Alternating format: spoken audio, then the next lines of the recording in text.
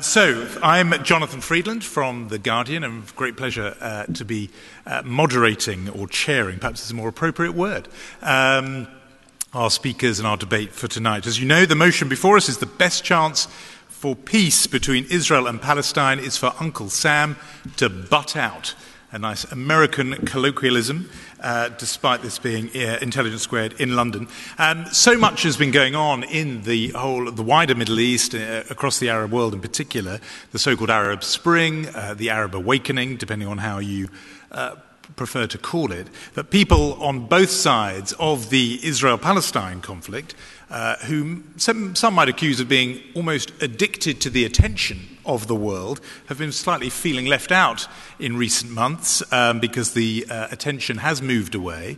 Nevertheless, that conflict does still go on, and it's that one very particular aspect of it that we want to explore tonight. We are going to be doing something different in this debate from some debates on this conflict that you may have heard before, and it's different in this sense. We're not aiming for perhaps sometimes what can be a crude debate which pits Israelis against Palestinians, or even friends of Israel against friends of the Palestinians. Rather, all four speakers tonight would insist that they are looking for solutions, for indeed resolution, rather than simply defending one side or the other.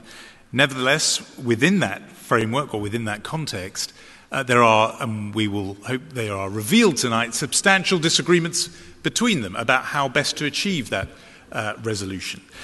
They are four people who, in their own different ways, dedicate much of their professional lives to wrestling with this subject, and they do it with huge commitment. So I think we're very, very lucky to have them, and I'm going to introduce them all one by one as they come up to speak. But first of all, I just want to mention something that you will have been doing already, which is casting your pre-vote. I'm going to give you the result of that, the vote that you walked in with, the vote before you'd had a chance to be swayed by the almost Ciceronian rhetoric that is going to be unleashed from this panel. But you will cast a final vote later on, and the way that works is you'll have one of these cards. If you want to vote for, you tear off the for bit.